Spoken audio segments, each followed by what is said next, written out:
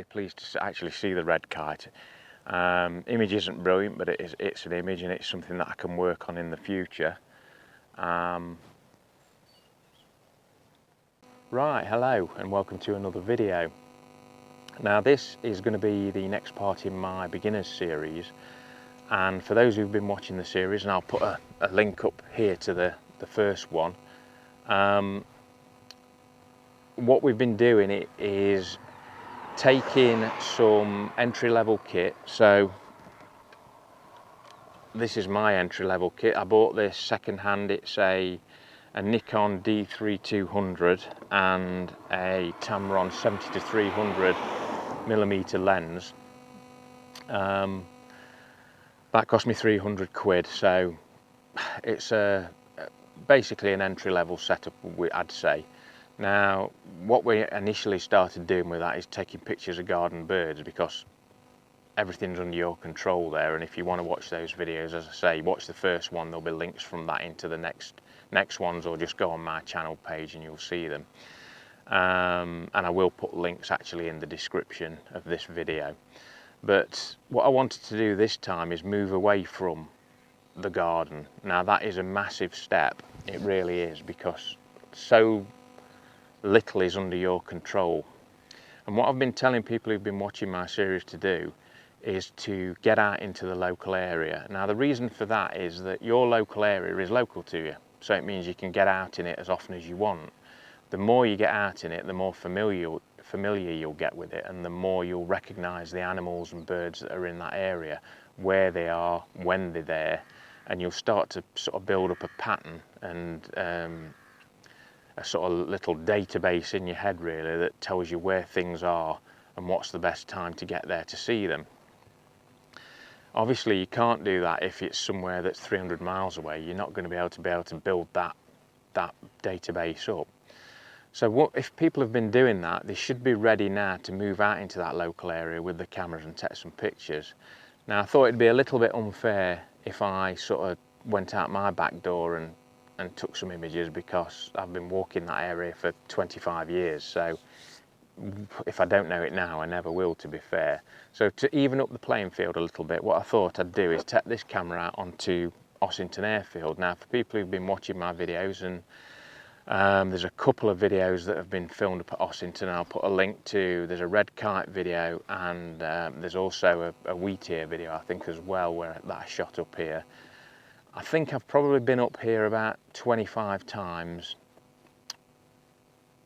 to do some photography, and probably 22 of those times are in the last 9 weeks. So I've started to build up a little bit of a picture of what's in this area. And the map that you can see now shows you Ossington Airfield, and there's a place on one section where there's some lapwings. I think they're nesting. I've not managed to get any images with the 200 to 600 yet up there, so that's probably not something I'm going to be attempting with this entry-level setup. What I have noticed is this place is really good for hares, and that's probably because it's part of a shooting estate and a lot of the predators are controlled, should we say. And not something I agree with, but it has meant that there's a lot of hares up here. And also there's the red kites, which I've obviously photographed. Now my thinking is, what I'm going to do, I identified a place, and I'll put there's a dot on the map there that shows where the field is. It narrows, and I've noticed a lot of hares running in and around that area. What's also important is the crops are still only about 4 or 5 inches high, which means that you can actually see the hares. If you wait another week, it'll probably be a foot high, and if the hares are there, you won't see them anyway. So what I'm going to do tomorrow morning is get down under the sort of hedge there, under the tree line, and watch that field, and hopefully get some hares come to me and come to the camera. It's much more it's much easier to get something to come to you when you've got a smaller lens. If you're not shooting with something like a 4 or 5 or 600, then if you can get the wildlife to come to you, it's often easier than trying to stalk after it. So that's my initial plan. I'm going to try and get a picture of a hare.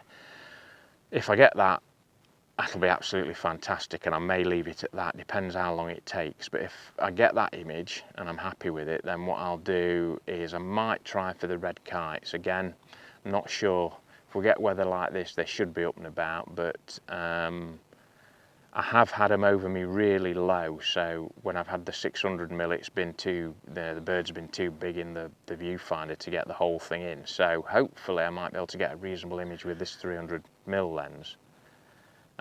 So that may be something I try after that, and I'll give you a few tips on, you know, what I'm doing and why I'm doing it to get the shots, and hopefully you can then transfer that to yourself in your local area. Anyway, the next time you'll see me is tomorrow morning. It will be about 4:45 or 5 o'clock. So yeah, I'll see you then. Right, good morning everybody. As I said, it's an early start this morning, so I think the sun was up at about 4:45 and it's probably about 5 o'clock now, so yeah, a really early start. And probably one of the points I'd make as regards becoming a wildlife photographer is you really have to get used to these early starts, and that's particularly true in the summer, because obviously in the summer the sun gets up a lot earlier than it does in the winter. We're coming towards the longest days now, and you know, I wouldn't say you exclusively need to be out early, but if you think about it, that first bit of the day around dawn in the winter time, that can be like 8 o'clock in the morning, when a lot of people are walking the dogs, walking, running, all sorts of things. So it's a lot more difficult to be that first person out who will be the first person to encounter that wildlife before it scares it under cover, if you like. So in the summer you have the advantage that, you know, you're the first person out, so potentially you can see all that wildlife before it's disturbed.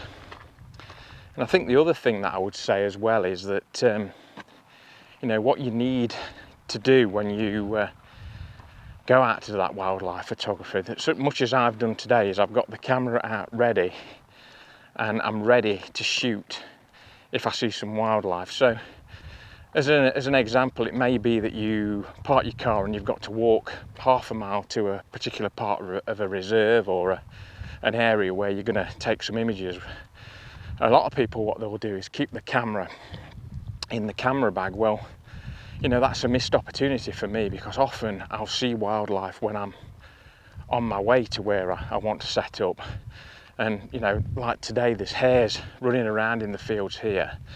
If I wasn't doing this video, potentially what I would do is lie up somewhere else on here and wait for these hares, or sneak up on some of these hares if you like, because you know, it enables me to do it, because I'm the first here, the hares are running around, there's nobody been walking a dog this morning. So if I've got the camera ready, you know, I can take that opportunity. Whereas if it's in my camera bag, by the time I've got my camera out my bag, switched it on, got the right settings, that opportunity will have gone. You know, I'm always conscious that there might be a fox walking towards me, a stoat, a weasel, deer, anything, and if I've got the camera ready, I can take that shot. And the other thing I would say is have your camera ready, switched on, but with the right settings. So I suppose Ossington Airfield is a really good example,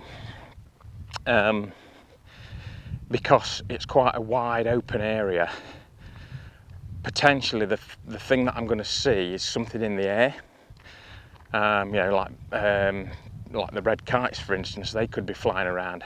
Now the settings for that are completely different to if I'm taking a picture of a hare or a deer that's, you know, in the woodland around the edge of the airfield, because if I'm shooting something up in the sky, I've really most of the time got to put a lot of exposure compensation on there to brighten the bird up and sort of overexpose the sky just to get all the detail on the bird. So I'm constantly changing settings. So that's my first few tips for this morning is, you know, always have your camera ready, get there early and have your camera ready with the right settings. Anyway, I'm going to ignore these hares that are running around this morning. I'm going to make my way to that point I said I was going to do, and I'll catch you down there in a bit. Right, I've been sort of in this hedgerow now for about an hour and a half. The hares aren't as active as they were a couple of days ago when I came up to check this out, and it's always a bit of a lottery. I've got a hare in front of me now, but it's feeding basically on the crop. It's not really moving around too much at all, so I'm just hoping that it's going to come closer this way. I've had one come up fairly close to me. I've taken a shot, so I'll show you that in a minute. But yeah, when I came up the other day, there was obviously a female in season, and there was a couple of males chasing her around. With hares, that's often the best time to take images of them, simply because they're less bothered about what everything else that's going on around them. They're so interested in the female that they'll just chase around after her all over the place, and they can sort of more or less ignore you if you lay down on the side of a hedge or something, under reasonable cover. As long as you're flat down to the floor, they just tend to really ignore you. So, but as I say, today they're just feeding, and I'm just really reliant on them walking towards me. This one's it's erratic, it's all over the place. It comes towards me, then goes further away, then comes towards me and goes further away. So it's been doing that for about half an hour now. I'm not sure whether it's going to get any closer or not. What I would say for beginners particularly is, especially when you're using fairly short lenses. Obviously this is a 300mm lens, so it's quite short for wildlife. Ideally you'd want something like a 400. If you could run to getting a 400, obviously the price goes up immensely once you go from 300mm lens. But so I'm just watching this here. But yeah, what I would say is it's often much easier to shoot wildlife like this if you can with a shorter lens. So get the wildlife to come to you rather than trying to go to the wildlife. Obviously, if you've got a 300mm lens and you're going towards the wildlife, actually stalking the wildlife to get close to it, you're going to have to get an awful lot closer with a 300 than if you've got a 600mm lens. So that means that all the skills that you need to get close to that animal are going to have to be much, much better with a 300mm lens than they are with a 600mm lens, because you don't have to get as close with the 600. So as I say, if you can get into a position to get the wildlife to come to you, it's often the better option with a shorter lens. Anyway, I'm going to stick around here, I think, for probably about another half an hour, and then I'm going to try something a little bit different, and I'll catch up with you then.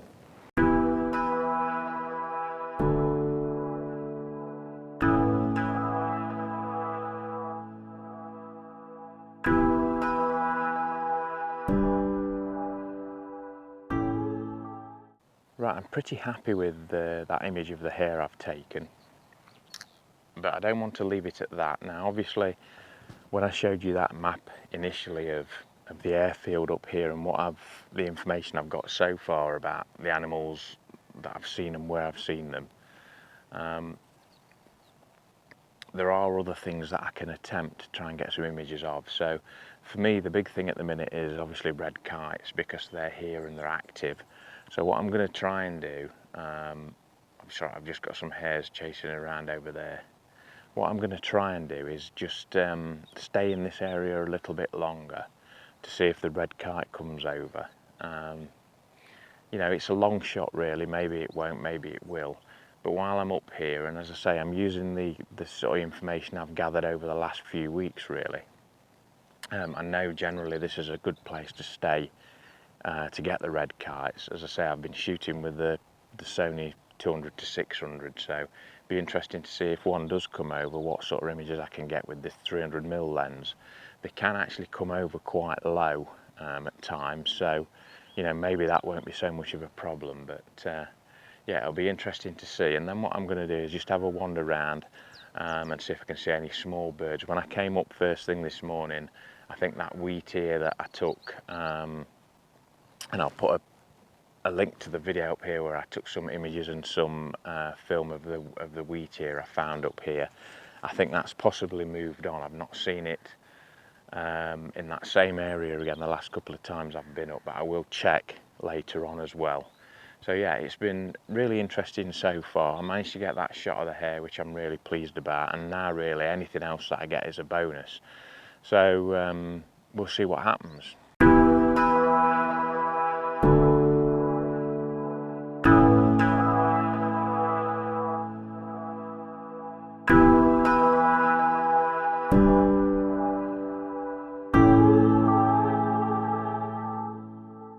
Right, it was actually worthwhile hanging around here for a little bit longer, because I just managed to get an image of the red kite. Not a brilliant image by any means. I don't know whether it's because we've had a lot of hot weather, but they are, normally when I've seen them across here they've been quite low, but it was quite high up today anyway, so for a 300mm lens it was a bit of a push to get a shot, but at least I've seen it and I have got a shot. So it just does prove that that reconnaissance that I've done in the past does help, so that I know, you know, that yeah, this is a good place for getting pictures of the red kite at the minute anyway. So I'm really pleased to actually see the red kite.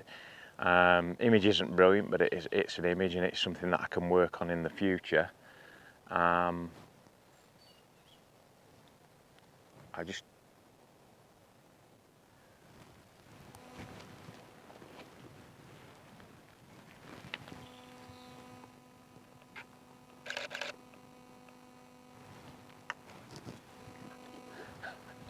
sorry about that, I just had a hare run past me down the path. Didn't get a shot.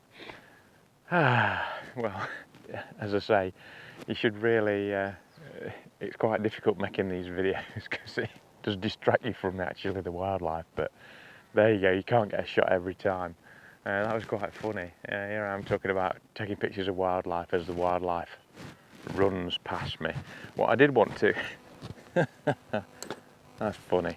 What I did want to do was just show you just little things that you can do when you're doing your wildlife photography to help you get a shot. So we've done the sort of getting into a position and sort of waiting, which is, as I say, if you've got a shorter focal length lens like a 300, then that's an ideal way to do it, because hopefully if you've done your research right, the wildlife will come to you, and it'll often get a lot closer than you can get to it.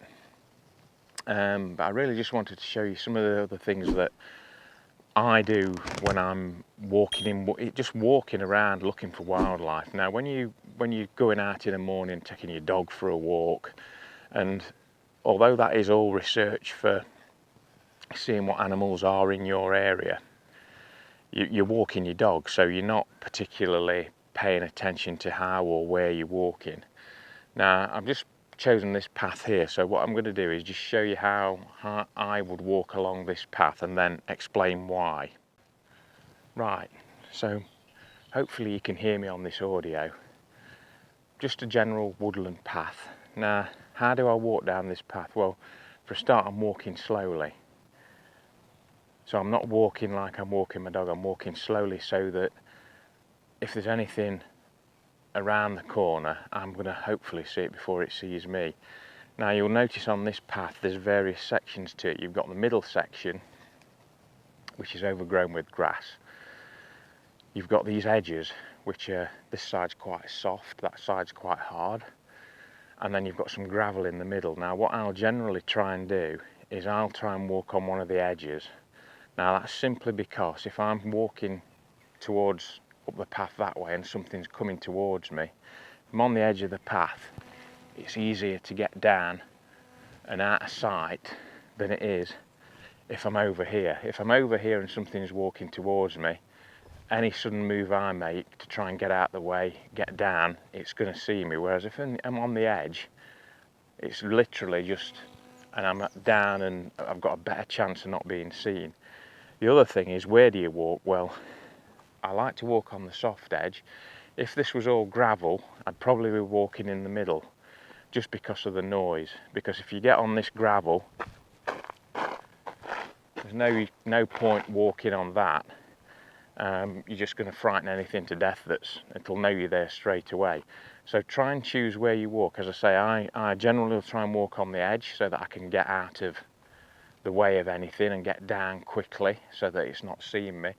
If the edges are all gravelly, it's really a gravel path and there's only the middle section, I will use the middle section because that is often the area that's grown up. If you've got vehicles coming down, this is the area that doesn't get hard packed, if you like, by vehicles travelling over it. So it's often much easier to get walk on that without making any noise.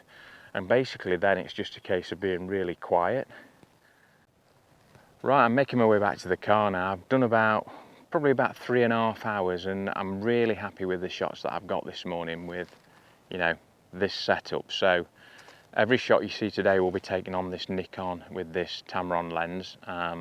The only reason I've bought the Sony out is to record my video for me speaking to you. I haven't even bought the big lens, so just really shows that you can get some really nice wildlife images with what is entry-level kit.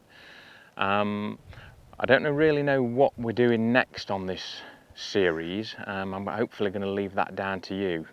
Whether you want me to look at specific species or whether you want me to look at where you go next as regards upgrading your kit, what I think is a good upgrade, the sort of next level, if you like, and what that will give you compared to an entry-level setup. So I'm quite open for your suggestions. Just stick them in the comments below what you'd like me to do.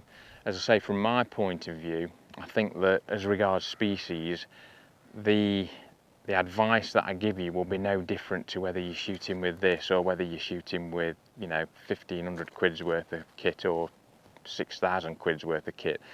The Fieldcraft skills are exactly the same. What a more expensive camera will do is just help you out a little bit.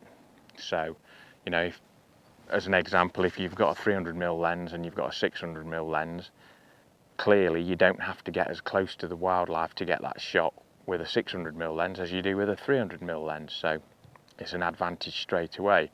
What it means if you're shooting with a 300 is that your field skills have to be bang on to get into position to get that shot, which is hopefully what I'm showing through this series. Anyway, as I say, I hope you've enjoyed it. I'm not going to go on anymore. I'm going to get home and get some breakfast because I've been out since 4:30 this morning and it's a bit of a scorcher now, so I'll catch you for the next video. As always, if you've not subscribed to the channel, then please think about subscribing, and if you've enjoyed this video, then please give it a thumbs up, and I'll see you next time for another one. Bye.